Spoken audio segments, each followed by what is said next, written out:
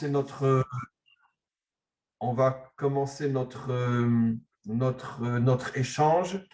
Comme d'habitude, je vais exposer le sujet que vous avez choisi sur la raison pour laquelle il n'y a plus de prophètes aujourd'hui.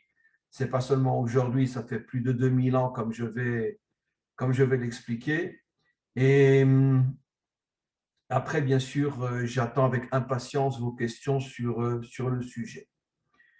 Alors d'abord, essayons de parler, on va voir dans quelques instants à partir de quand, selon notre tradition bien sûr, la prophétie a disparu. Mais d'abord, revenons en arrière, à l'époque de la prophétie. Qu'est-ce que c'est la prophétie? Je pense que la plupart d'entre vous, si vous avez lu la Bible, en hébreu le Nar, si vous avez lu la Bible, vous vous rendez compte que 99,9% des prophètes n'avaient pas un discours religieux, mais un discours qui véritablement concernait la vie, la réalité, l'histoire dans ce monde. C'est-à-dire que les prophètes, finalement, qu'est-ce qu'ils transmettaient? Ils transmettaient surtout donc ce que Dieu leur avait révélé, mais concernant le politique, concernant la direction d'un peuple, concernant les guerres, concernant surtout la justice. Et il se battait contre la corruption, il se battait contre tout ce qui, dans ce monde, ne correspondait pas à la volonté d'Hachem. On trouve effectivement dans les prophéties des aspects plus religieux, mais c'est très rare. La grande majorité des prophéties, de tous les prophètes qui sont mentionnés dans la Bible, parlent des guerres, parlent de la manière de diriger un pays, je me répète, de la justice, de la dimension sociale, de la dimension économique, etc. Qu'est-ce que l'on comprend de cela? On comprend de cela que le prophète était, d'une certaine manière, l'intermédiaire qui permettait à Dieu de faire, de réaliser ce pourquoi il a créé ce monde, c'est-à-dire s'investir et s'impliquer dans ce monde. S'impliquer dans ce monde, ce n'est pas rentrer dans une église ou dans une synagogue. Je l'ai déjà expliqué des milliers de fois. Ça, c'est fuir ce monde. S'impliquer dans ce monde, tel que Dieu le voulait, c'est pouvoir d'une certaine manière donner son avis à un dirigeant, à un roi, donner son avis par rapport à la manière dont la justice était exercée, la manière dont l'économie est exercée, la manière dont les guerres étaient exercées. Et encore une fois, je me répète, 99,9% des prophètes n'ont parlé que de la dimension, on pourrait dire, concrète dans ce monde, avec quelques petites exceptions où ils parlaient aussi de religion. C'est très rare. On comprend de là que le prophète, encore une fois, était la voix d'Hachem, mais du vrai Dieu. Pas le Dieu de l'Église, pas le Dieu de la synagogue, mais le Dieu qui a créé ce monde pour être présent à l'intérieur de ce monde et en s'adressant à travers le prophète au roi et à tous ceux qui, d'une certaine manière, avaient une responsabilité, soit dans le domaine de la justice, de l'économie, des guerres, de la direction politique, etc., en s'adressant à eux, Dieu voulait leur faire comprendre que finalement, la véritable raison pour laquelle ce monde a été créé, c'est pour qu'il y ait une association dans, on pourrait dire, dans la vie de tous les jours, pas seulement dans la dimension religieuse, mais encore une fois dans la dimension matérielle, qu'il y ait une association entre Dieu et l'homme. Et ça, c'est le projet divin, comme je l'ai déjà expliqué des centaines de fois dans différents cours. Quand la prophétie, d'après notre tradition, a disparu, elle a disparu au début de la reconstruction du deuxième temple, c'est-à-dire il y a à peu près 2500 ans. Quand le deuxième temple, après le retour d'une minuscule partie d'Israël, puisque 99% sont restés en exil, n'ont pas voulu revenir en Israël, 2 ou 3 ou 4, 5% sont revenus en Israël pour reconstruire le deuxième temple. Il y avait encore à cette époque-là 3 prophètes et qui ont plus ou moins prophétisé à la même époque. et ça a été les derniers prophètes. C'est-à-dire que pratiquement toute la période du deuxième temple, qui a duré à peu près un peu plus de 400 ans, et puis après le commencement du dernier exil, c'est-à-dire donc l'exil de Rome et aujourd'hui le monde occidental, ça fait à peu près 2500 ans que la prophétie a complètement disparu. Pourquoi? Parce que justement, lorsque le deuxième temple a été construit, à ce moment-là, il y a une civilisation qui a commencé justement à naître, qui est la civilisation romaine. La civilisation romaine qui est d'une certaine manière la source de notre monde d'aujourd'hui, ce qu'on appelle le monde moderne, le monde occidental. Le monde occidental, comme on le sait, a pour valeur fondamentale, c'est son drapeau, la séparation totale entre Dieu et ce monde. Je n'ai pas dit la négation de Dieu, mais la séparation entre Dieu et ce monde. On accepte Dieu à l'Église, on accepte Dieu à la synagogue, mais certainement pas dans tout le domaine politique, économique, la justice. Ça, ce n'est pas l'endroit où Dieu doit se trouver. Et donc, finalement, l'Empire romain est la source de ce que nous connaissons aujourd'hui, ce qu'on appelle la séparation entre l'Église et l'État. En Israël, la séparation entre la synagogue et l'État, c'est exactement la même chose que dans le monde occidental, puisque Israël, malheureusement, au niveau de nos dirigeants, se veut être un pays occidental comme les autres, pas au niveau d'une grande partie du peuple, mais malheureusement au niveau de nos dirigeants. Et donc, en Israël comme en France, comme en Belgique, comme partout, il y a une séparation totale entre Dieu et ce monde. Et c'est ce que j'ai expliqué dans différents cours. En vérité, la religion est née il y a à peu près 2000 et quelques années, quand l'Empire romain a commencé à fleurir, a commencé à se renforcer. Et puis avec les siècles, c'est devenu le monde occidental et ouvertement la séparation entre l'Église et l'État. Et c'est avec le monde romain que véritablement est née la religion. Qu'est-ce que c'est la religion? C'est-à-dire, encore une fois, une croyance qui est complètement déconnectée de la vie concrète, de la vie pratique, de la vie dans ce monde.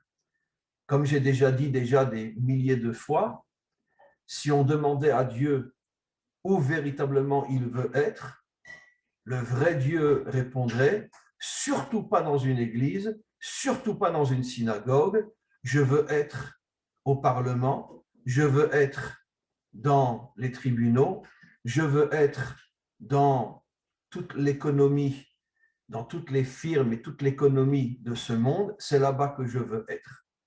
Pourquoi? Mais Dieu, c'est spirituel, Dieu, c'est de la religion. Pourquoi, selon notre tradition, je dis bien parce que le christianisme est à l'extrême opposé de tout ce que je dis, avec des nuances bien sûr, mais je parle d'une manière très globale. Pourquoi, dans notre tradition, Dieu préfère être dans une société d'informatique que dans une synagogue? Parce que justement, l'homme a été créé justement pour pouvoir prouver qu'il est capable d'être dans ce monde et malgré tout de ne pas être corrompu, de ne pas tomber dans toutes les séductions et toutes les tentations de ce monde. Parce que quand on est dans une église ou dans une synagogue, c'est évident qu'on ne tombe pas, puisque là, on pourrait dire, une sorte de, comment on appelle ça, une sorte d'un enflammement spirituel qui fait qu'on ne pense pas aux filles, on ne pense pas à l'argent, on ne pense pas à ces choses-là. Mais dès que je sors de la synagogue et que je retourne dans mon bureau et que j'ai 3 secrétaires et que je gagne beaucoup d'argent et que si je veux, je peux en trafiquant gagner encore beaucoup plus, là, comment je fais? Comment je fais? C'est pour ça que Hachem, Dieu, n'en a strictement rien à faire d'être dans une maison de prière. Ce n'est pas sa place. Parce que là-bas, l'homme ne peut pas être testé. L'homme peut être testé lorsqu'il est à la tête d'une affaire. L'homme peut être testé lorsqu'il est dirigeant. L'homme peut être testé lorsqu'il gagne de l'argent. L'homme peut être testé lorsqu'il est beau et qu'il a envie de filles. C'est là que l'homme peut être testé. Mais quand il est dans une synagogue ou dans une église, personne ne va le tester, puisque là, c'est sa dimension religieuse qui reprend le dessus pour 1 heure, une demi-heure, un quart d'heure, et il n'y a pas de problème à ce moment-là. Mais dès qu'il sort de l'église ou dès qu'il sort de la synagogue et qu'il redevient un homme normal, il tombe. Et donc c'est pour ça que selon notre tradition, ce que moi j'appelle la Torah et non la religion, selon la Torah, la véritable place de Dieu, c'est précisément dans ce monde matériel. Pourquoi? Pour justement, encore une fois, que l'homme puisse lui prouver que malgré toutes les tentations et toutes les épreuves de ce monde matériel, il ne tombe pas. Comme j'ai déjà expliqué des milliers de fois, c'est la raison pour laquelle le seul qui est appelé le juste, tzaddik en hébreu, dans toute la tradition d'Israël, c'est Yosef. Joseph. Pourquoi Yosef? Parce que Yosef a passé toute sa vie pratiquement en Égypte, depuis l'âge de 17 ans jusqu'à l'âge de 110 ans. Et en plus, il a dirigé l'Égypte pendant 80 années. Pendant 80 années, il était à la tête du pays le plus corrompu, le plus débauché, le plus idolâtre. Excusez-moi de le dire, j'ai déjà dit des dizaines de fois, mais je ne me lasserai jamais de le redire. Nos maîtres expliquent que quand il a pris le pouvoir à l'âge de 30 ans, Yosef était extrêmement beau. Quand il sortait dans la rue, toutes les Égyptiennes lui couraient derrière, lui jetaient de l'argent et lui disaient « Viens chez moi, viens chez moi ». Et il n'est jamais tombé. C'est pour ça que lui, on l'appelle le juste. Le juste, ce n'est pas un curé. Le juste, ce n'est pas un rabbin. Le juste, ce n'est pas un imam. Car ces gens-là vivent déconnectés de ce monde. Le juste, c'est celui qui est dans ce monde et qui ne tombe pas. Et c'est pour ça que le seul, l'unique qui a été appelé le juste de tous les personnages bibliques, et on en a, grâce à Dieu, de très grands, mais le seul qui a été appelé le juste, c'est Yosef, parce que c'est le seul qui, pendant pratiquement toute sa vie, était à la tête du pays le plus corrompu et il n'est jamais tombé. Maintenant, de là, on recomprend encore une fois ce que c'est la prophétie. Il y a eu une époque où la religion n'existait pas. Et je vais vous étonner de ce que la religion est née il y a à peu près 2000 ans. Et en vérité, d'une certaine manière, vous le savez tous et toutes, ceux qui ont créé le christianisme, c'est ni Jésus ni ses apôtres. C'est Constantin, l'empereur romain, qui a créé la première religion qui n'a strictement rien à voir avec les enseignements de Jésus et des apôtres, de ses élèves. Constantin, qui était au départ un païen, un idolâtre total, c'est lui qui a inventé la religion chrétienne. Maintenant, pourquoi il a inventé la religion? Comme je vous l'ai dit, pour que Dieu lui foute la paix. Reste dans l'église et laisse-moi tranquille. C'est moi qui dirige le monde, c'est pas toi. Maintenant, avant la naissance de l'Empire romain, il y avait énormément d'idolâtrie dans ce monde. Mais je vais vous étonner, voire peut-être vous choquer en vous disant que si je devais choisir moi entre la religion aujourd'hui et l'idolâtrie d'il y a plus de 2000 ans, je choisirais l'idolâtrie. Pourquoi? Parce que 99% des hommes et des femmes dans notre monde ne savent pas ce qu'était l'idolâtrie d'il y a plus de 2000 ans. C'est vrai, c'était une croyance en plusieurs dieux, mais en plusieurs dieux qui étaient présents dans ce monde.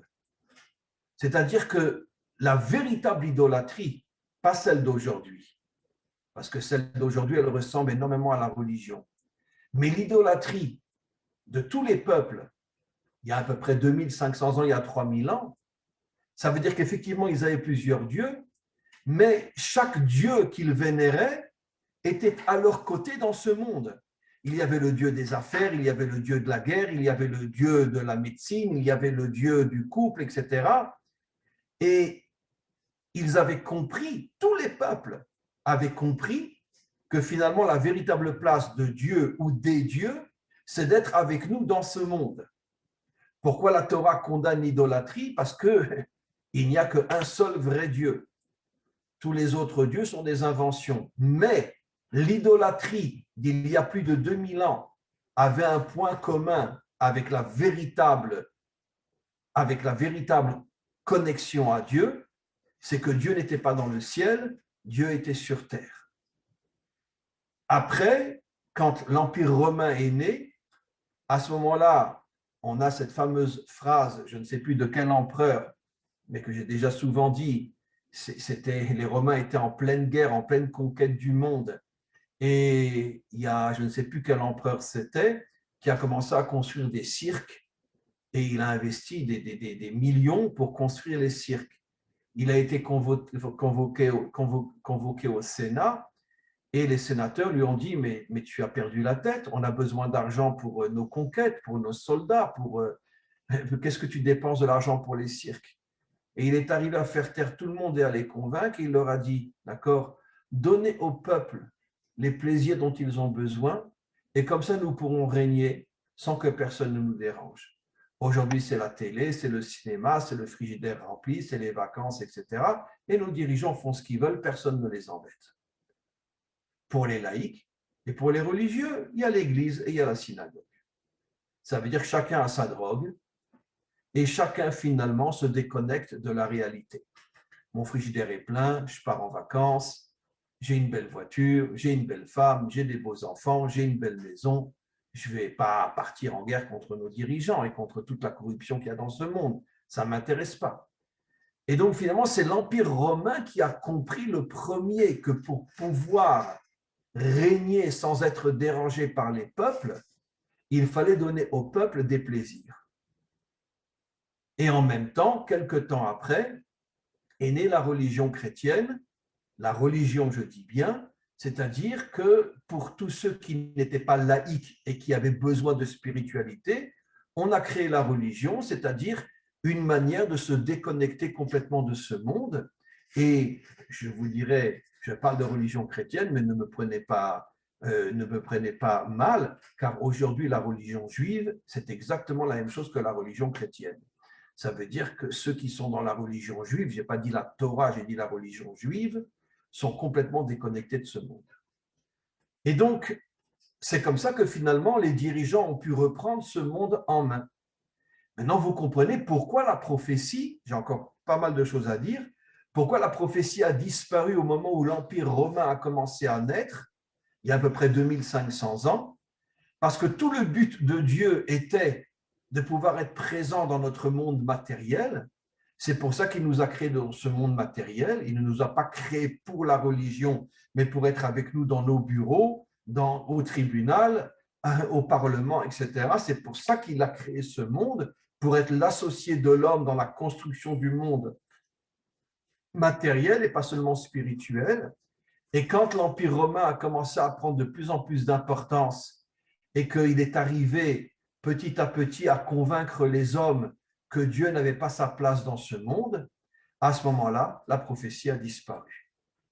Pourquoi la prophétie a disparu? Parce que, je vais le dire de manière un peu brutale, parce que Dieu a été foutu à la porte.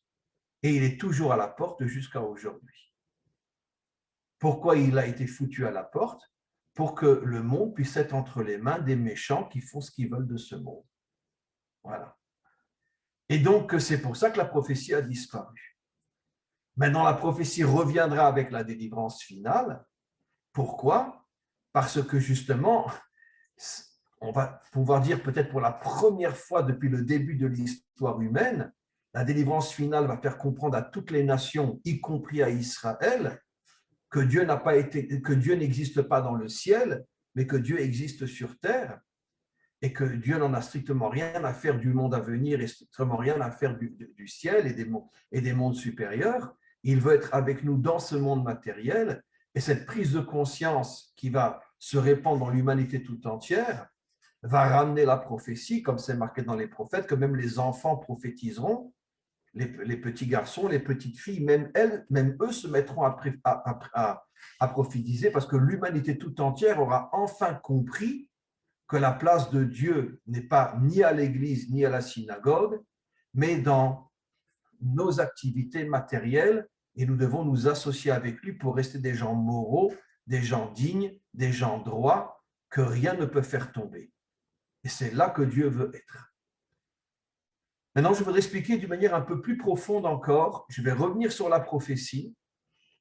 Et nos maîtres nous expliquent qu'au niveau des attributs divins, vous savez, il y a 10 sphirotes, 10 attributs divins. Les deux attributs divins qui sont la source de la prophétie sont les attributs divins qu'on appelle Netzar Ve'od, la victoire et la reconnaissance. Je parle des 7 derniers attributs qui correspondent aux 7 jours de la création. Le premier jour, le dimanche, par rapport à la bonté. Ce n'est pas pour rien que les chrétiens ont choisi le dimanche comme le jour du Seigneur, puisque toute la religion chrétienne est fondée d'une certaine manière sur l'amour et sur la bonté. Donc c'est pour ça qu'ils ont choisi le dimanche, parce qu'effectivement, le dimanche est le jour qui correspond à la tribu de la bonté, le lundi est le jour qui correspond à la tribu de la rigueur, le mardi est le jour qui correspond à la tribu qu'on appelle Tiferet, c'est-à-dire, on va dire, la qualité de l'unité, de ne pas rester coincé et figé dans sa vision des choses, mais s'ouvrir à ceux qui sont différents de moi. Et nos maîtres considèrent que c'est la plus grande de toutes les qualités, être capable justement de s'ouvrir et de respecter des gens qui sont très différents de nous.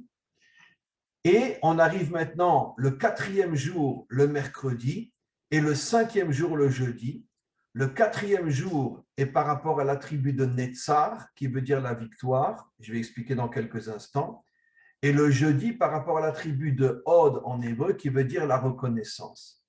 Et nos maîtres nous expliquent que tous les prophètes authentiques étaient connectés à ces deux attributs selon le type de prophétie, soit la tribu de Hod, soit la tribu de Netzar, et parfois les deux attributs en même temps. Et après, je vais vous raconter une histoire. Quand Jacob il a été frappé à la jambe, à quoi ça correspond? Alors, pourquoi ces deux attributs sont la source du flux prophétique? Parce que Netzar, ça veut dire la victoire. Mais la victoire de qui? La victoire de Dieu et de l'homme, qui sont victorieux dans ce monde. Ça veut dire que je dirige une affaire, quelqu'un est venu me voir, il m'a proposé avec une petite signature de gagner 1 million d'euros pour une petite signature, d'accord? Et j'ai refusé. J'ai refusé. Vous comprenez? Je vais dire quelque chose que je ne peux pas m'empêcher de dire. Vous savez, si quelqu'un rentre dans notre maison et nous prend 200 euros ou 200 shekels, il risque de faire 1 an ou 2 de prison. D'accord? Mais Pfizer, d'accord, qui a gagné des milliards avec ses vaccins, aujourd'hui, il s'avère qu'avec la variante, les vaccins ne sont plus vraiment efficaces, mais on ne le met pas en prison. C'est-à-dire qu'il a gagné, ou plutôt il a volé des milliards. Des milliards. Mais par contre, si un petit voyou vole 200 euros, lui, il va en prison. Mais Pfizer, lui, il a piqué des milliards de milliards. Aujourd'hui, on se rend compte qu'avec la variante indienne, le virus commence à avoir de moins en moins d'effets. En tout cas, on le sait en Israël. On était à 98% d'effets, on est descendu maintenant à 65% et ça va descendre, descendre, descendre. Est-ce qu'on dit à Pfizer, rends tous les milliards qu'on t'a donnés? Non. Pourquoi? Pourquoi? Pourquoi? Parce que le monde, il appartient aux puissants. Et ceux qui sont puissants, ben, ils se font des milliards. Et tant pis si ça ne marche pas. Alors imaginez que vous êtes dans votre bureau et quelqu'un il vous dit, regarde, tu signes ce papier-là et tu vas gagner 1 million d'euros. Qui c'est qui ne va pas signer? Qui c'est qui ne va pas être complice? C'est très dur, 1 million d'euros quand même, vous imaginez? Alors si tu ne signes pas, tu peux être sûr que tu es véritablement l'associé de Dieu et que Dieu vraiment t'a choisi pour être avec toi. Mais si tu signes, c'est fini. Même si tu vas à l'église tous les dimanches, même si tu vas à la synagogue tous les Shabbats, tu es un zéro, tu es un nul, tu es un rien du tout. Pourquoi? Parce que Dieu, il s'en fout que tu viennes à la synagogue. Ce qu'il veut, c'est que dans ton bureau, tu ne triches pas. Tu as triché, c'est fini. C'est fini. Il n'y a plus rien. Donc, je reviens maintenant à ce que j'expliquais. Le Netzar Ve'od, c'est quoi? Netzar, c'est la victoire. C'est quoi la victoire? De quelle victoire s'agit-il? Mais la victoire par rapport à ce monde. On m'a proposé contre ma signature 1 million d'euros, j'ai refusé. J'ai refusé. Pourquoi? Parce que pour moi, être un homme honnête, c'est plus important que 1 million d'euros. C'est ça la victoire. Et c'est quoi Od? La reconnaissance.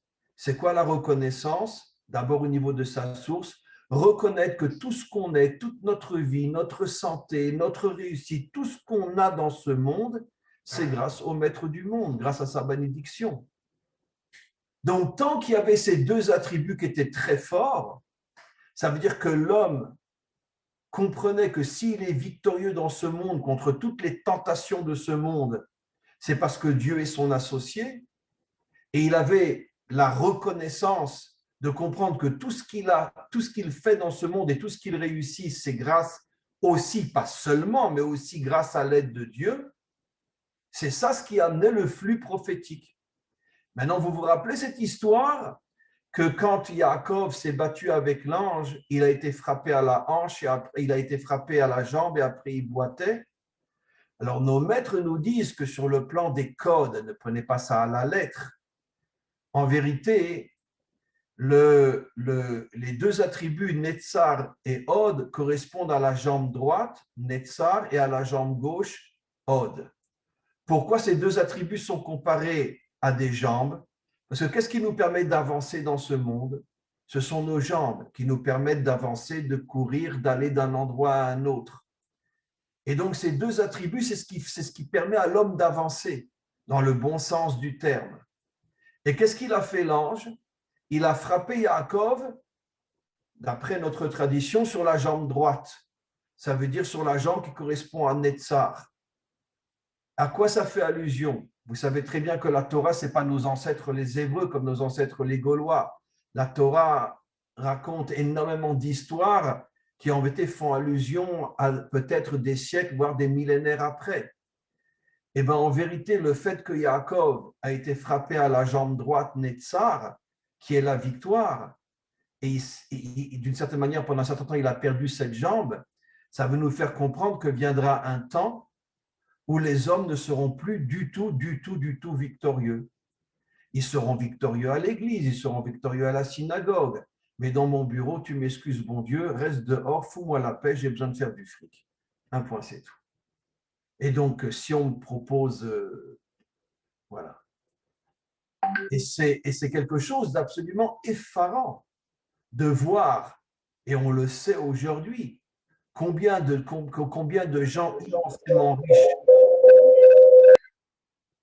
gens immensément riches, font des choses qui ne sont pas correctes, personne ne les attaque, et un petit voyou qui va rentrer chez moi, qui va me prendre 200 €, il va filer 2 ans en prison. Ça veut dire que finalement, on voit très bien que le monde est un monde où plus tu es puissant et plus la corruption ne te... Bon, il y a des exceptions, bien sûr. Madoff a été en prison, c'est sûr. Mais parce que, bon, lui aussi, il a exagéré. Il a volé 50 milliards de dollars. Donc, si tu avais volé peut-être 10 milliards de dollars, on t'aurait laissé tranquille. Mais 50, c'est un petit peu trop. Donc c'est sûr qu'il y a aussi des gens très riches qui vont en prison. Mais d'un autre côté, il est quand même arrivé pendant des années à voler 50 milliards de dollars. Et ça ne s'est pas fait en un mois ou en 2 mois. Ça s'est fait sur des années et des années. Et il n'était pas inquiété. Ça veut dire que finalement, le monde de la justice est complètement corrompu. Il ne s'intéresse pas aux grandes puissances. Si elles exagèrent, alors on leur tombe dessus. Mais va savoir quelle est la vraie raison pour laquelle ils sont tombés sur Madoff. Est-ce que c'est vraiment parce qu'il a volé 50 milliards ou parce qu'il voulait se débarrasser de lui pour en mettre d'autres à sa place? Et tout simplement un problème de jalousie, un problème de pouvoir, de recherche du pouvoir, etc. Moi, je suis persuadé que ce n'est pas les 50 milliards qu'il a volés qui l'ont mis en prison. C'est tout simplement parce qu'il y avait d'autres qui voulaient prendre sa place et qui voulaient eux aussi tenir le monde entre leurs mains. Donc, ils sont arrivés à le descendre comme ça. Mais bon, peu importe. Mais quoi qu'il en soit, Yaakov a été frappé à la jambe droite. Je me répète, ça veut dire que la tribu de Netzar a disparu. On n'a plus de véritables héros dans ce monde. Je ne dis pas qu'il n'y en a pas, mais c'est très difficile à trouver.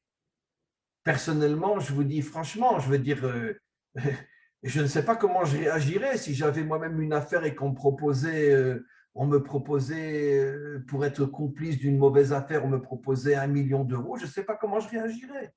Je ne sais pas. Comprenez? Je ne sais pas. Et aucun d'entre nous n'est capable de savoir comment il réagira si on lui ouvre une valise avec 1 million d'euros devant lui, juste pour ta signature. On ne sait pas comment on réagira. C'est très, très difficile. Qui va refuser 1 million d'euros contre une signature? Surtout s'il sait, il a des garanties qu'il sera protégé et que ça ne va pas l'impliquer si jamais il y a un problème. Donc, ce n'est pas évident du tout. Donc, c'est pour ça que je dis que Netzar a disparu. La victoire contre toutes les tentations et toutes les corruptions de ce monde ont disparu. C'est ça l'allusion que fait la Torah quand l'ange a frappé Yaakov à la jambe droite, pour nous faire comprendre qu'un jour viendra où même les hommes religieux dans le monde de la vie de tous les jours ne seront pas forcément meilleurs que les mafionnaires, parce qu'ils sont religieux à l'église, ils sont religieux à la synagogue, mais dans mon bureau, laisse-moi tranquille, je fais ce que je veux. C'est comme ça que le monde fonctionne. Donc, pour conclure d'une certaine manière, et bien sûr, vous laisser poser des questions, ce que j'ai expliqué, qui est l'approche, excusez-moi de le dire, mais véritablement authentique de toute la notion de prophétie, etc., la prophétie, je conclus, la prophétie existait tant que Dieu sentait qu'il peut encore avoir une place dans ce monde. La prophétie a disparu lorsque les hommes ont dit à Dieu, dégage de ce monde, reste dans le ciel, reste dans la religion et fous-nous la paix. Ça fait un peu plus de 2000 ans. Et tout le travail que nous devons faire, c'est justement, il faut savoir, comme je vous l'ai dit, pour moi, et comprenez-le de la manière la plus claire, pour moi, un vrai connecté à Dieu, c'est pas celui qui va à l'église tous les dimanches ou à la synagogue tous les Shabbats. C'est celui qui a une grosse affaire, qui gagne beaucoup d'argent et qui reste droit, propre et moral toute sa vie. Ça, c'est un véritable connecté à Dieu. Même s'il se dit laïque. Pourquoi? Même s'il se dit laïque, parce que dans la mesure où tu es un homme profondément moral, un homme profondément droit, même si tu n'en es pas conscient, tu es complètement connecté au maître du monde. Ça, c'est la véritable connexion. Et c'est pareil dans les autres domaines. Un homme qui est marié depuis 50 ans avec la même femme et qui ne l'a jamais trompée, une femme qui est mariée depuis 50 ans avec le même homme et qui ne l'a jamais trompée, même s'ils se disent laïcs, ils sont encore beaucoup plus connectés à Dieu qu'un curé ou qu'un rabbin. Et ça, je peux vous l'affirmer. Même s'ils se disent laïcs, ils sont plus connectés à Dieu qu'un curé ou un rabbin. Parce que le curé ou le rabbin, il est constamment dans sa bulle spirituelle. Et donc, c'est normal qu'il a moins de tentations que celui qui a une société ou qui est un beau gosse et que les filles lui courent derrière. C'est beaucoup plus difficile. Comprenez? Donc, la connexion avec Dieu, ce n'est pas seulement je suis croyant ou je suis laïque. C'est comment tu vis. Comment tu vis. Si tu vis d'une manière propre, sache que même si tu n'en es pas conscient, Dieu est avec toi. Si tu vis d'une manière sale, même si tu es tous les dimanches à l'église, Dieu s'est éloigné de toi complètement. Complètement, complètement, complètement. Donc, le test de chacun d'entre nous, c'est dans la vie de tous les jours. C'est là qu'est le test de l'homme authentique. Et si nous arrivons à surmonter toutes les épreuves et toutes les tentations et toutes les corruptions de ce monde, à ce moment-là, nous devenons, même si nous n'en sommes pas conscients, nous devenons un véritable serviteur d'Hachem. Et c'est pour ça, et j'ai conclu encore une fois, je me répète, que toute la prophétie reviendra, pas seulement au niveau des prophètes. Nos maîtres disent que la prophétie reviendra au niveau de l'humanité tout entière, chacun à son niveau, bien sûr. Mais toute l'humanité aura, on pourrait dire, un lien avec la prophétie au moment de la délivrance finale, parce que toute l'humanité sera reconnectée avec Dieu dans ce monde, et à ce moment-là, le flux prophétique reviendra, et on va s'élever à des niveaux qu'on ne peut même pas imaginer, au point que les prophètes disent que même les petites filles et les petits garçons se mettront à prophétiser. Je crois que c'est le prophète Ésaïe qui dit ça, je ne sais plus exactement quel chapitre et quel verset, ou c'est un autre prophète, mais en tous les cas, vous pouvez chercher dans Google, les petites filles et les petits garçons se mettront à prophétiser, ils vous donneront la référence. Et ça sera au moment de la délivrance finale. Voilà, mes amis, on peut passer maintenant aux questions. J'ai effectivement parlé pendant pas mal de temps, et donc je serais très intéressé à, à écouter des questions sur ce sujet ou des questions plus générales. Elle est à la mer. Qui veut poser la première question? Alors, Vacheli, ouvrez votre micro. Merci, Rav. Voilà. Du coup, ma question, c'est vraiment par rapport à la prophétie. Est-ce que, parce que moi, en fait, quand j'ai lu le sujet, c'est ce qui me faisait penser le plus, c'est genre avoir une vision comme ça. Un prophète, c'est celui qui voit. Donc, une personne comme moi, comme vous, qui arrive à avoir une vision pas une vision miraculeuse comme ça, mais une vision qui arrive à avoir un projet à long terme. Est-ce que ça, c'est être inspiré en fait? Est-ce que ça, c'est une sorte de prophétie ou bien ça n'a rien à voir du tout? Je ne sais pas, une personne qui est inspirée pour faire une action, est-ce que ça, c'est une prophétie ou pas du tout? Alors, vous posez une question très, très, très juste. Et d'ailleurs, j'avais l'intention d'en parler dans mon intervention, je l'ai complètement oublié. En vérité, la différence, ce que vous dites est 100% juste. Bon, si c'est une vision authentique, bien sûr. La différence entre la prophétie et ce dont vous parlez, c'est qu'à l'époque des prophètes, le prophète avait véritablement une connexion ressentie, visible, transparente avec Dieu.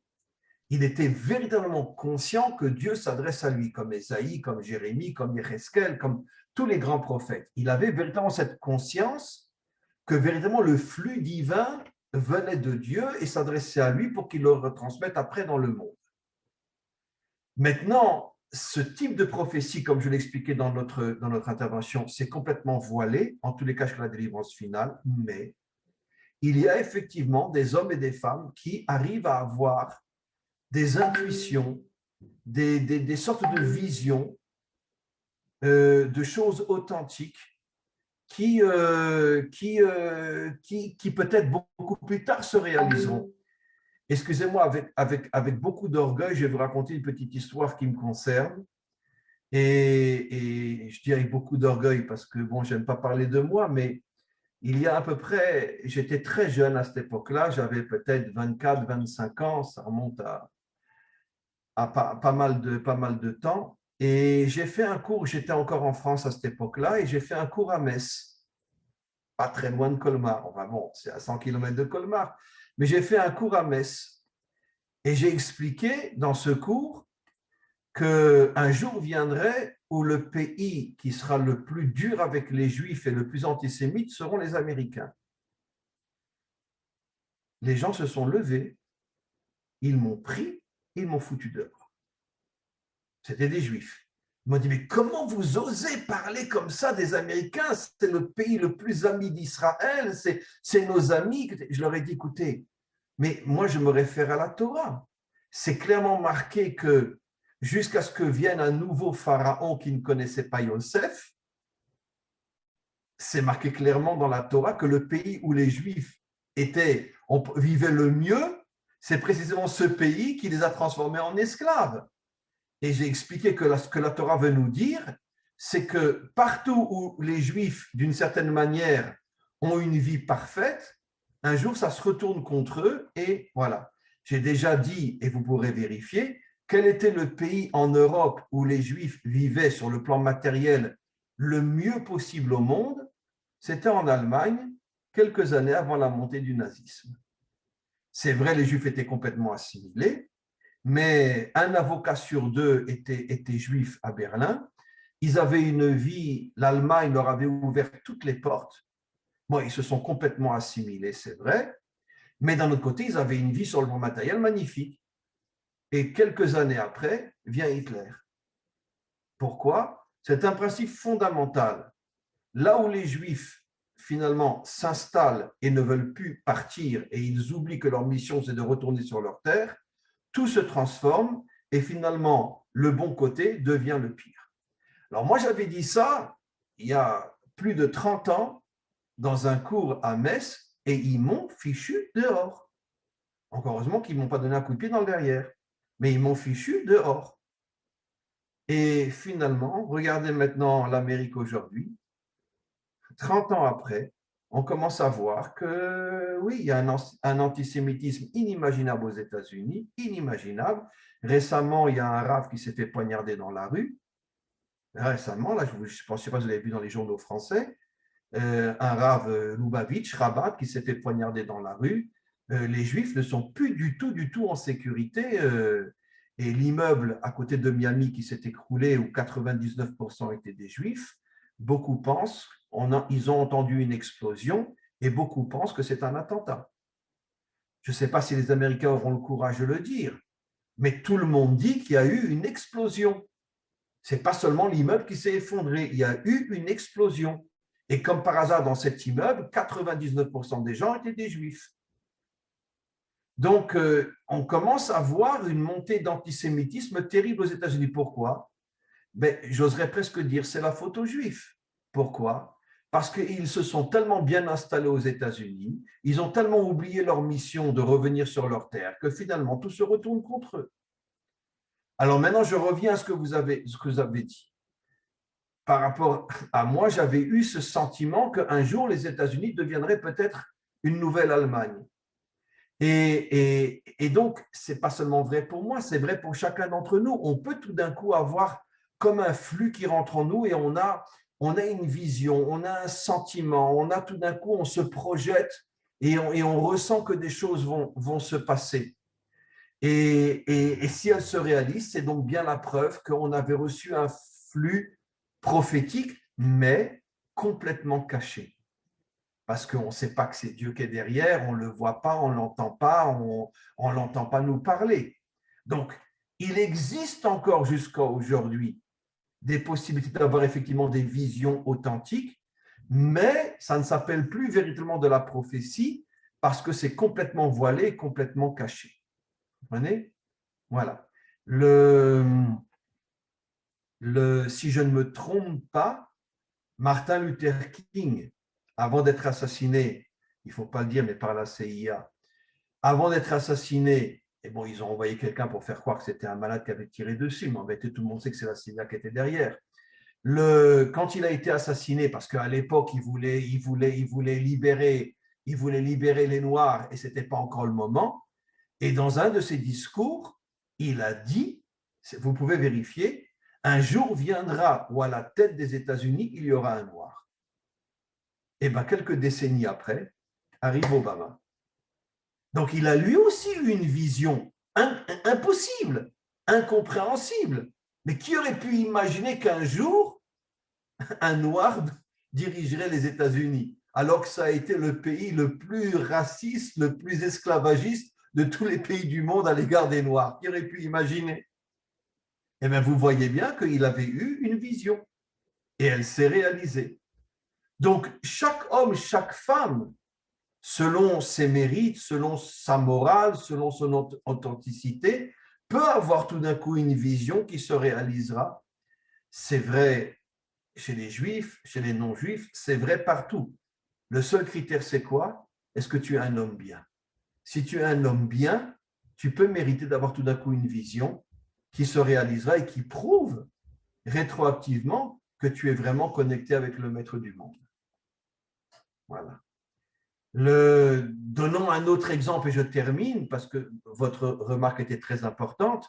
Prenons Herzl. Herzl. C'est quand même lui qui a lancé le projet du retour d'Israël sur sa terre, bien que lui ne l'a jamais vu. Mais il était complètement inspiré de visions, de ressentis, comme quoi Israël allait revenir sur sa terre. Bon, lui, il ne savait pas qu'entre-temps, il y aurait la Shoah, etc. Mais quoi qu'il en soit, tout ce qu'il a dit, tout ce qu'il a écrit, s'est réalisé. Et pas des millénaires après, même pas des siècles après, quelques décennies après, puisqu'il a vécu à l'époque de Émile Zola, puisque Émile Zola, c'est lui qui a écrit J'accuse, etc. Et donc, il y a combien de temps? Il y a un siècle et demi, il a vécu Herzl.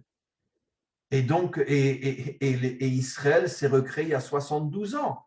Donc, peut-être que quelques décennies avant, il avait eu cette vision qui l'a motivé à pousser une partie d'Israël à revenir sur sa terre. Donc, lui aussi a eu une vision qu'on peut appeler une forme de prophétie, mais une forme de prophétie complètement cachée. Voilà, merci beaucoup pour votre question. Y a-t-il une autre question, mes amis? Merci, Rav. Madame Jaton, Oui, bonsoir Rav. bonsoir. Est-ce qu'on peut dire que ce flux prophétique, il serait encore actif aujourd'hui grâce au prophète Eliaou, qui lui n'est pas mort en fait? Et vous dites quelque chose de très juste. D'après notre tradition, le prophète Eliaou est présent dans chaque génération. Il se dévoile au grand juste, sous la forme de son âme. Ils ont une connexion avec son âme, etc. Et je comprends parfaitement ce que vous dites. Peut-être qu'effectivement que la présence cachée, complètement cachée, de ce grand prophète dans toutes les générations, puisque comme vous le savez, c'est clairement dans la Bible, il n'est pas mort. Son âme et son corps sont montés.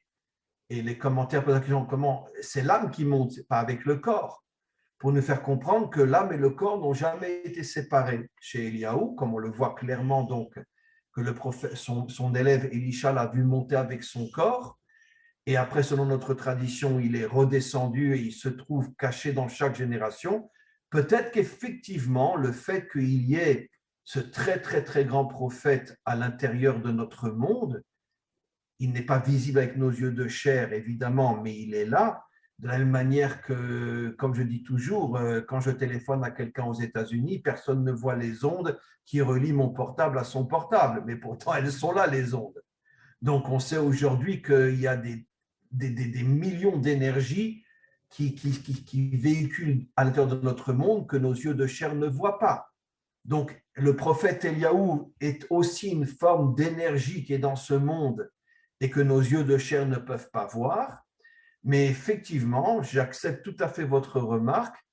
Peut-être que sa présence permet, on pourrait dire, un flux constant d'une prophétie qui, elle, est complètement cachée, mais permet un flux de prophétie qui fait que énormément d'hommes et de femmes ont souvent des visions, des sentiments, etc., et qui se révèlent authentiques avec le temps. C'est tout à fait possible, absolument. C'est tout à fait possible, absolument. Vous savez, je vais vous donner un exemple. On est, nous, finalement, la réalisation d'une sorte de prophétie qu'avait eu le Baal Shem Tov, le fondateur de la Chassidoute, il y a 300 ans. Bon, selon l'histoire codée, un jour pendant la prière, son âme est montée. Il n'est pas mort, mais une partie de son âme est montée dans les mondes supérieurs et elle est arrivée jusqu'à l'âme du Mashiach. Et il lui a demandé, quand c'est que tu viens? Et le Mashiach lui a répondu, lorsque la Torah se répandra jusque dans les endroits les plus éloignés de ce monde. Et les commentaires, entre autres le rabbi de Lubavitch, etc., ont expliqué que les endroits les plus éloignés de ce monde font allusion au fait qu'un jour viendra où même les nations qui n'avaient aucun contact avec Israël, et grâce à Internet, d'une certaine manière, commenceront à se connecter à la Torah d'Israël, ce qui permettra la reconstruction du couple Israël-Nation, comme j'en ai parlé avec M. Ababou, si vous avez suivi les cours, sur des cours très, très importants sur le couple Israël-Nation. Et donc, il avait lui aussi eu cette forme, le Baal Shem Tov, de prophétie, qu'un jour viendrait où des centaines de milliers de non-juifs se réveilleraient, prendraient conscience que finalement, ils ont, oui, un lien avec Israël et avec la Torah, et c'est comme ça que le monde, on est encore à l'état de graine, mais c'est comme ça que le monde commence à se reconstruire, parce qu'au moment de la délivrance, il y aura une fraternité, une unité totale entre Israël et toutes les nations. Une fois que tout le mal aura disparu et toute la corruption de ce monde et tous les méchants de ce monde auront disparu, les peuples à ce moment-là se réveilleront, reprendront leur destin en main, et Israël et les nations formeront un couple qui enfin va pouvoir construire un monde meilleur. Et donc cette prophétie, le Baal Shem Tov l'avait eue il y a à peu près 300 ans. Pas sous la forme d'une prophétie comme Ésaïe ou Jérémie, mais sous la forme d'une intuition qui se réalise aujourd'hui comme on le voit. Voilà. Merci beaucoup pour votre question. Y a-t-il une autre question? Alors, qui se jette dans l'eau? C'est qui le Narshon là qui va ouvrir l'eau? Jean-Luc. Allez-y, posez une question. Bah, j'ai pas de question.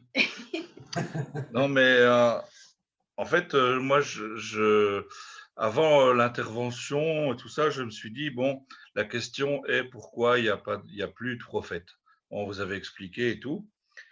Et en fait, je me rends compte qu'aujourd'hui, donc les prophéties ont été données, il y en a qui se sont accomplies, d'autres non.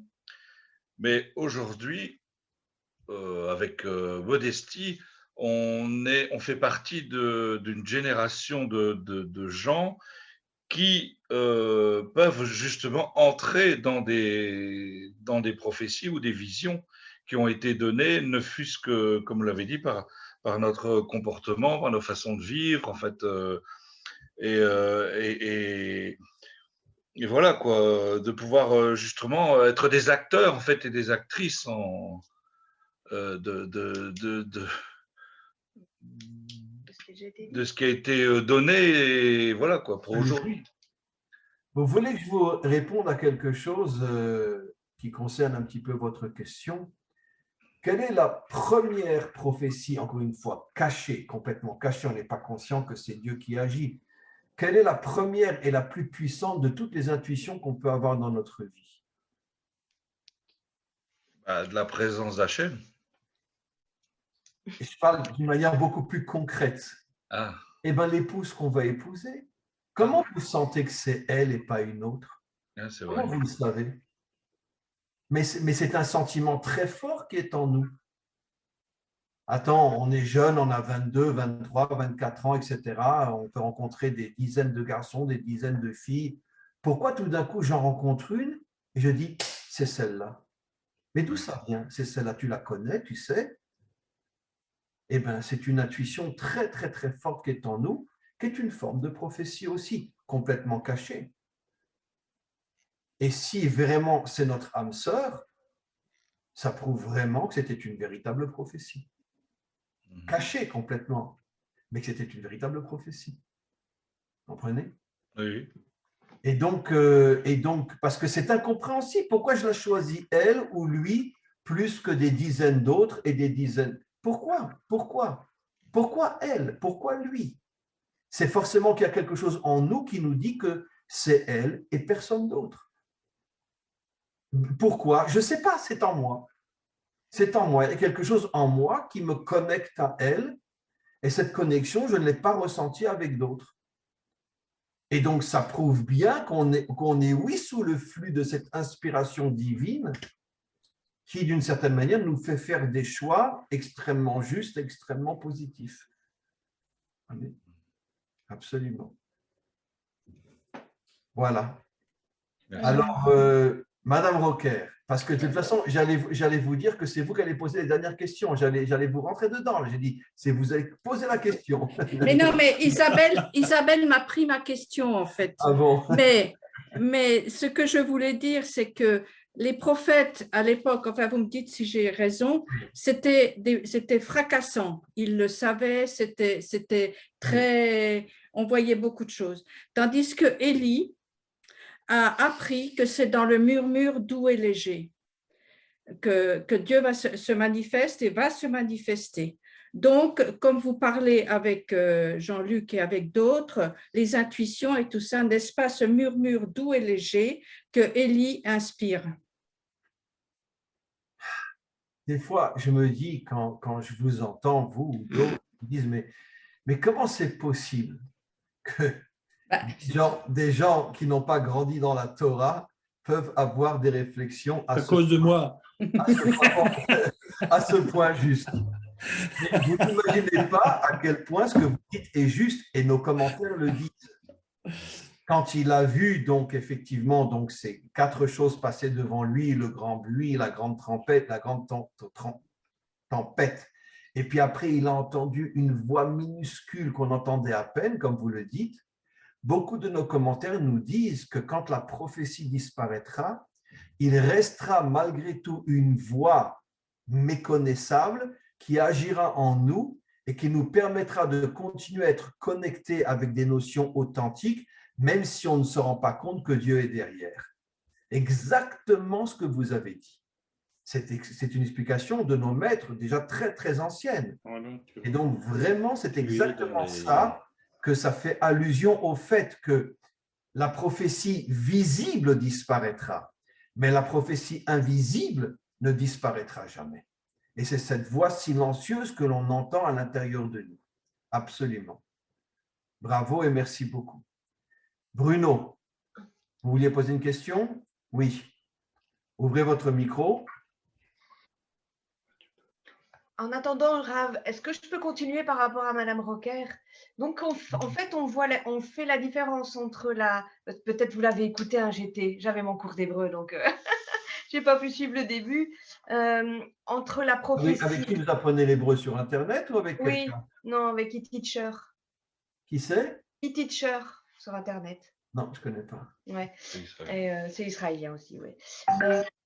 Donc, c'est une différence entre une prophétie qui est collective et qui devient, justement à cause de tout ce qui s'est passé, qui devient plus individuelle, qui doit aider, qui doit aider à construire quelque chose de plus complet. Parce que si ça reste que pour nous, y a pas, ça a un impact, mais c'est pas énorme, quoi. Comment retrouver alors… Bon, écoutez, la prochaine fois qu'on fait que vous m'invitez à parler, moi je serai l'élève et vous serez les rabbinim. Hein. Parce que alors vous sortez des choses, mais je ne sais pas d'où vous sortez des choses pareilles. Ça reste des questions. Hein.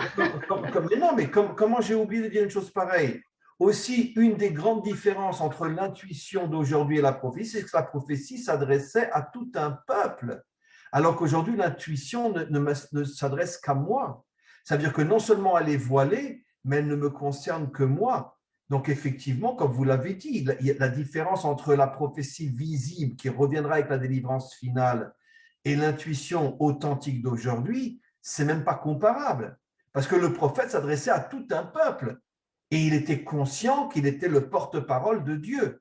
Alors qu'aujourd'hui, ça ne s'adresse qu'à moi et je ne suis pas du tout conscient que cette intuition vient directement de Dieu, puisque ni je l'ai entendu, ni je l'ai vu. Donc, effectivement, mais encore une fois, comme a dit Madame Rocker, c'est ce que le prophète Eliaou nous a fait comprendre, c'est que finalement, il restera toujours un zeste, on peut dire, ça se dit un zeste en français, oui, il restera toujours un zeste, on pourrait dire un débris de prophétie qui ne concernera malheureusement plus les peuples, mais les individus que Dieu choisit parce qu'il voit qu'ils ont de grandes qualités et il les choisit pour être des réceptacles encore une fois, d'intuition qui s'avèrent être authentiques avec le temps. Donc, encore une fois, merci beaucoup pour le complément de ce qu'a dit Madame Rocker. Bruno, oui. Moi, c'était au sujet des rêves. Est-ce que le rêve aussi peut être une intuition? Bon, la prochaine fois, il n'y a que vous qui parlez. Moi, je serai l'élève. Hein. François, la prochaine fois, c'est moi qui choisis le sujet, c'est vous qui parlez. Non, mais c'est absolument incroyable. Vous êtes en train de dire un enseignement qui date de plus de 2000 ans, que nos maîtres nous disent qu'un rêve, c'est 1/60e de la prophétie. Alors attention, pas tous les rêves, bien évidemment. Mais un rêve peut des fois devenir 1/60e de la prophétie. Ça veut dire qu'un rêve authentique, les rêves de Yosef, par exemple, ou les rêves de Pharaon. Pharaon était un grand idolâtre, mais il a quand même fait des rêves qui se sont réalisés. Ça veut dire que même un homme idolâtre a rêvé de quelque chose qui est devenu une réalité. Et donc, nos maîtres nous disent que parfois, pas tous les rêves bien sûr, mais parfois un rêve, s'il est authentique, est une préfiguration de choses qui va se passer. Et nos maîtres nous disent, dans un rêve authentique, il y a 1/60 de la prophétie. Donc, exactement ce que vous dites. Effectivement, on peut avoir des rêves qui sont des intuitions qui vont s'avérer être vraies en quelques jours, en quelques semaines, en quelques mois, peu importe. Mais effectivement, le rêve est un débris de la prophétie. Exactement. Pas tous les rêves, encore une fois, mais certains rêves peuvent être un débris de prophétie. Oui, Bruno, encore une question? Ouvrez votre micro. Oui. Parfois, je pense aussi qu'on peut avoir un rêve, recevoir un rêve personnel et avoir besoin de quelqu'un d'autre pour l'interpréter, parce que j'ai vécu le cas récemment pour moi personnellement. Oui, effectivement, il y a des personnes qui savent, en Israël, il y en a beaucoup, qui savent interpréter. Il y a beaucoup de gens qui font des rêves qui les bouleversent et qui s'adressent à un maître, etc., qui a fait des études dans l'interprétation des rêves et qui arrive à interpréter le rêve. Moi, personnellement, je n'arrive pas à interpréter un rêve. Je n'arrive pas. On m'a déjà demandé beaucoup de fois, mais à chaque fois, j'ai répondu avec sincérité. Non, ce n'est pas du tout mon truc. Moi, je suis incapable d'interpréter un rêve. Mais il y a des gens qui savent interpréter des rêves et que dans ce cas-là, si nous, on ne comprend pas de quoi il s'agit, c'est bien de s'adresser à ces gens-là, bien sûr. Si vous voulez, grâce à toutes vos questions, quelle est la conclusion? En nuançant le début de mon intervention, c'est vrai que j'ai dit que la prophétie avait disparu, mais la connexion avec Dieu à travers ce flux qui rentre en nous, elle n'a pas disparu. Et comme l'a si bien dit Madame Rocker, c'est cette voix silencieuse qui est en nous, qu'on entend, on ressent quelque chose et on ne se sent pas du tout connecté à Dieu à ce moment-là, parce que même un laïc peut avoir cette connexion-là. Mais c'est le flux divin qui fait que finalement, Dieu n'a pas complètement abandonné ce monde. Et il choisit dans chaque génération des centaines ou des milliers d'hommes ou de femmes qu'il voit comme des gens moraux, comme des gens bien, et il leur envoie ce flux pour rester connectés à ce monde. Absolument. Donc finalement, c'est sûr que le manque de prophétie a énormément déconnecté Dieu de ce monde, mais il n'est pas complètement déconnecté grâce à ces intuitions qui rentrent en nous malgré tout dans chaque génération. Voilà, on va poser une dernière question parce qu'il est un petit peu tard pour moi et je vous avouerai que je suis très fatigué. Catherine, oui, ouvrez votre micro. Vous arrivez, François? Oui, c'est bon. Catherine. Oui. J'aurais eu une question. Alors, c'est vrai qu'on entend le mot prophétie, le flux qu'on peut encore avoir, qui est dans ce monde pour chaque individu, pour ressentir Dieu. Mais qu'est-ce que c'est alors ce charlatanisme de médium alors? Ces gens qui disent qu'ils ont des flux de... C'est quoi alors ça? Selon le principe fondamental, Catherine, que j'ai déjà expliqué dans des dizaines de cours, le monde a été créé selon le principe en hébreu Zé le Umadze. En face de chaque force du bien, il y a une force du mal. En face de chaque vérité, il y a un mensonge. C'est-à-dire qu'effectivement, il y a des sorciers ou peu importe qui reçoivent effectivement des flux. Mais ces flux-là sont des flux négatifs qui vont leur donner le sentiment qu'eux aussi ont des intuitions, mais ce sont des intuitions négatives. Mais j'imagine que vous avez lu certains passages de la Bible.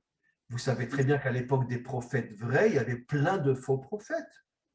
Oui. Il y avait plein de faux prophètes. Ça veut dire quoi des faux prophètes?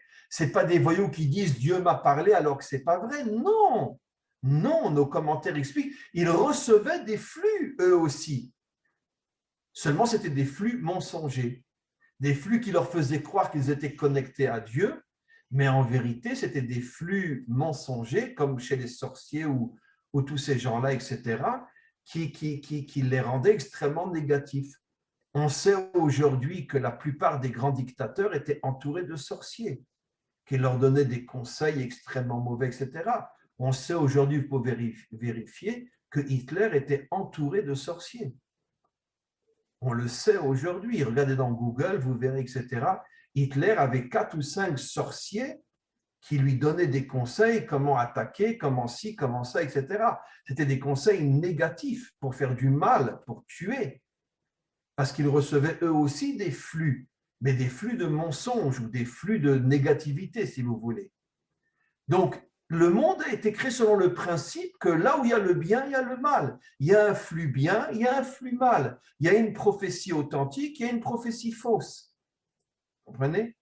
Mais c'est aussi une forme de prophétie, mais au lieu de venir d'Hachem, je dirais qu'elle vient du Satan. Comprenez? Bon, le Satan il est lui-même soumis à Hachem, mais disons que ce n'est pas Hachem directement qui va envoyer un faux prophète, un flux, ça va passer par le Satan, qui représente la source de toutes les forces négatives qu'il y a dans ce monde, pour trafiquer ce flux, pour que quand il va arriver chez le faux prophète, ça va être en vérité quelque chose de très, très négatif. Voilà. D'accord. Donc, la sorcellerie n'a pas disparu de ce monde, et c'est évident qu'elle peut être en costume avec une chemise blanche, la prophétie. Mais croyez-moi que tous les hommes très puissants de ce monde sont entourés de ce genre de personnes qui se croient connectées à des flux et qui leur donnent des conseils, etc. Jusqu'à aujourd'hui, et c'est sûr et certain. Voilà, mes amis, est-ce que j'ai la possibilité, François, de mettre fin à notre magnifique discussion? Alors, écoutez, une fois de plus, je vous dirai ce que je vous dis toujours. D'accord?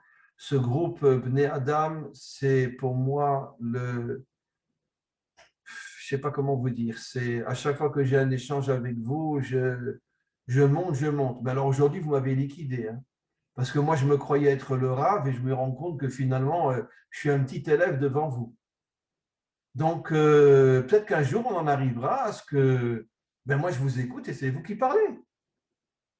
Écoutez, le monde est en train de changer, non? Mais ne croyez pas que ce que je dis, c'est du bout des lèvres. Je le dis de la manière la plus authentique, la plus ressentie, la plus vraie. Je suis bouleversé de voir comment vous arrivez à avoir ces intuitions de dire des choses que nos maîtres, nos plus grands maîtres ont déjà annoncées il y a déjà des millénaires. Comprenez? C'est absolument incroyable. Et qu'est-ce que ça prouve en vérité maintenant pour redevenir un peu plus sérieux? Qu'est-ce que ça prouve en vérité? Ça prouve que véritablement, nous sommes vraiment dans des phases déjà très, très avancées de la délivrance. Et le fait que des gens comme vous soyez capables d'avoir de telles intuitions et de telles vérités par rapport à des connaissances de la Torah qui ont déjà été enseignées par les plus grands maîtres d'Israël comme Rabbi Akiva et d'autres, ça prouve que le maître du monde, excusez-moi de le dire, n'a pas choisi que Israël. Il a choisi tous les Bnei Adam. Il a choisi tous les Bnei Adam et aujourd'hui, nous sommes dans une génération où des gens comme vous méritez d'avoir des connaissances et des intuitions et des réflexions sur des fondements de la Torah, des choses absolument incroyables. C'est absolument incroyable et ça prouve que vraiment on est en train de vivre une véritable révolution spirituelle dans le monde, une révolution spirituelle authentique bien évidemment, qui est bien la preuve que nous avançons très très très fortement vers la délivrance finale. En tous les cas, mes amis, je ne sais comment vous remercier pour votre sagesse, pour votre présence et véritablement on reprend rendez-vous pour le mois d'août, hein, François. Là, je vais bientôt après Tisha B'Av. Donc, Tisha B'Av, ce n'est pas ce dimanche et dimanche prochain. Je vais prendre à peu près en gros 2 semaines et quelques de repos parce que j'en ai vraiment bien besoin. Mais on pourra déjà fixer une prochaine date pour le mois d'août. D'accord. Hein? À partir du 5 ou 10 août, on va reprendre une prochaine date. On peut déjà cette semaine même la voir parce que j'ai encore rien au mois d'août, donc c'est bien de la fixer maintenant de manière à ce qu'après, il ne va pas y avoir à nouveau un tsunami de demandes, etc. D'accord? Merci beaucoup, mes amis. Encore une fois, j'ai, comme je vous l'ai dit, un respect, une amitié que je ne peux même pas définir à votre égard. Et merci au Maître du monde d'avoir fait en sorte qu'on puisse se rencontrer, qu'on puisse avoir des échanges comme ça entre nous. Et vous êtes vraiment, vraiment, vraiment, vraiment la preuve qu'il y a des gens extraordinaires partout dans le monde et que vous êtes véritablement, potentiellement, et vous le deviendrez véritablement, vous serez dans l'armée du Mashiach, j'en ai absolument aucun doute. À tous et à toutes, à très très bientôt. Merci beaucoup, beaucoup, et on se retrouve au mois d'août, Bezrat Hashem, pour un nouvel échange. Mais cette fois-ci, ce sera moi l'élève et vous les rabbinis. D'accord? Allez, à bientôt. Au revoir. Merci, maître. Au revoir.